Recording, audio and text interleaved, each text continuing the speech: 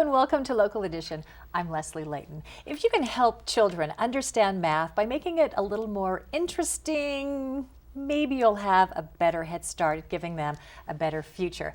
Someone's here right now, Sbar. He's the director of ST Math Education. He's here to tell us about a program that he's involved with, and we're glad you're here. Thank you. It's nice to be here. Well, what you have is, it's called Mind Research Institute.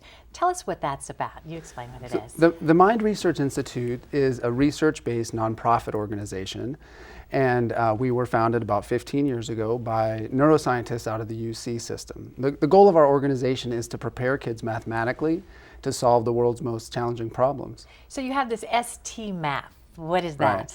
So ST Math is basically a visual math software. ST stands for spatial temporal, which is part of spatial temporal reasoning is basically the ability to think in pictures. So the way the software works is that we want kids to visualize the math problems and solutions. So we remove the language initially. Kids are manipulating objects on the screen. They're solving puzzles. It's fun for them. And then once they have a basic conceptual understanding of the mathematics, then we add in the language and the symbols and the procedures of mathematics. Yeah, I think for all of us, the more ways we experience and learn something, the better off we are. Sure. How many schools are using this? Well, we're working currently with over 2,000 schools now nationally, and that's over 500,000 students, and about 900 schools here in California. Most of the schools are in Southern California. There's been a whole redesigning of our schools, statewide or nationwide, the core curriculum. How does this fit into the whole program? Right, you're referring to Common Core. Mm-hmm. Yeah, so Common Core is a shift nationally, in terms of mathematics anyway, it's a shift to give kids a really deep conceptual understanding of mathematics, the idea being that it's interconnected so that they could actually problem solve. So the math for them is something that's a real tool that they can apply. And that's been the goal of our organization since the beginning. So this shift to Common Core is really a shift into alignment with what our organization's been working on for the last 15 years. And it's becoming more recognized, a little more nationally recognized program. ST Math, that's right. Well, recently we were recognized by two organizations that did national searches for really effective programs in terms of STEM education and in terms of getting kids ready for the workplace and success in college also. So the Business Roundtable did one of these national searches, and that's essentially a collection of CEOs of major corporations. Obviously they want an educated workforce.